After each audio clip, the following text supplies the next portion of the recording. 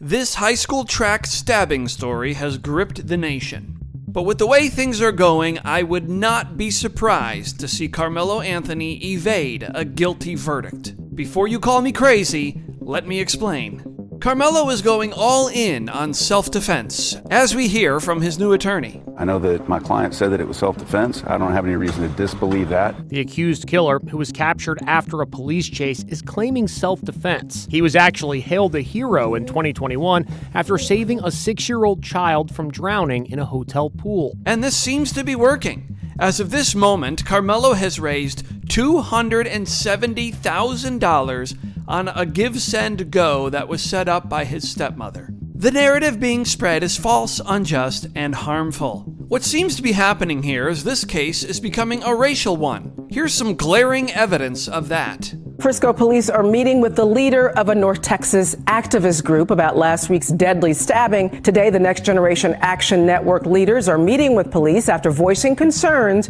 about the investigation. That meeting is ongoing right now. Frisco police just arrived within the past 10 minutes and went inside the headquarters. So what does the president of Next Generation Action Network have to say? We cannot allow white America to decide when and how black people can speak up against oppression. We do not pull the race card, we live it. We know that when people see a white and a black man in an unfortunate situation happen, that race always become a factor in that situation. And it's really because people don't want to really have a conversation about racial reconciliation in this country. And the current climate that we live in, where racism and bigotry is at the forefront. Well, if it wasn't obvious before, it is now. High-profile racially charged cases don't always pan out the way they probably should. But let me tell you about the lesser-known case of Deontay Rezilis. Prosecutors say Rezilis broke into the 59-year-old's Davie home intending to commit burglary, but when he found her inside, tied her up, and stabbed her 24 times. His DNA found on a knife and inside the home. The man's DNA is on those 3 items.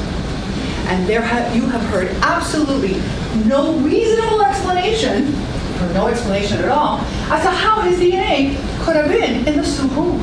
This was as open and shut of a case as you could possibly have. There was no question Rezilis killed this woman.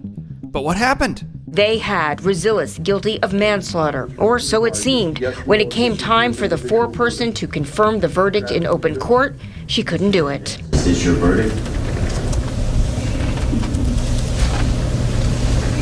No. I'm staring at the judge and at the clerk, and we're locking eyes, and I'm looking at each of one of them, and they're just waiting for my verdict of either yes, I agree, or no, and I just couldn't, and that's why I said no. She said most of the jury was ready to convict Rezilis of at least second-degree murder, but 3 refused because the defendant is black. They said, I don't want to send a young black male to jail for the rest of their life. They compromised on manslaughter, but she said she had a pit in her stomach and she changed her mind. You guys keep saying a young black man. I don't see race. I just see a human being. Yes, it's insane. Luckily, the case was retried and Rezilis was found guilty. Now, with this case seeing a sharp divide across the country, all it takes is one kooky, empathetic liberal or racially biased juror, and they will not be able to convict. So don't be surprised if Karmelo Anthony finds a way to dodge a guilty verdict.